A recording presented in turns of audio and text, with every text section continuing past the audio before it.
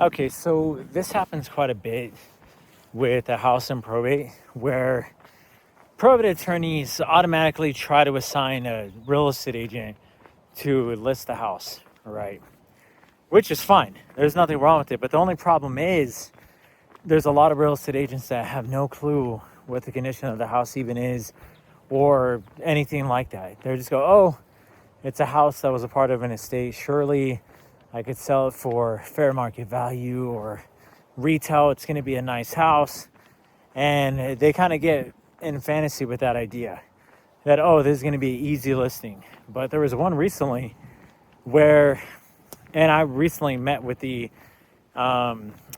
personal representative of the estate just now in this neighborhood before I go on a walk. And actually, I'm going on a walk before I drive home because it's about 30 minutes away. And when talking with the personal rep, she told me the real estate agent was going to list it for $550. Now, that's if, at least in this neighborhood, if the house is in new condition, right? We're talking newly renovated and whatnot. So her idea, the personal rep's idea of the house being able to be sold like that was stuck in her mind. She's like, oh, I didn't know I can sell it for $550. I went to the real estate agent and said, have you seen the house? She was like, no, I haven't seen the house. I was like, oh. And I showed her photos that it was a hoarded house and it needs a lot of work. It's going to need everything. And now she doesn't even really want to list it, because she was thinking that she was going to get top dollar for the house just because it is in a nice neighborhood, right? But that's the thing, is you gotta always look.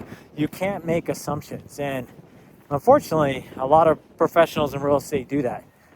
They'll make an assumption and be like, oh, I'm sure the house is gonna sell for this much because that's the market we're in and this and that. But then they see the condition and it's like, no, we need to figure out what is the house actually worth in its current condition. Doesn't mean that, you have to sell a house for any supposed percentage, like 50 cents on the dollar or something. It just means like, hey, it's not going to sell for $550, and there has to be an open and honest conversation about that. So I thought I would just share that because it happens all the time. So make sure, whether you speak to a real estate investor or a real estate agent, that you're always getting the truth of the matter on just what is your house actually worth.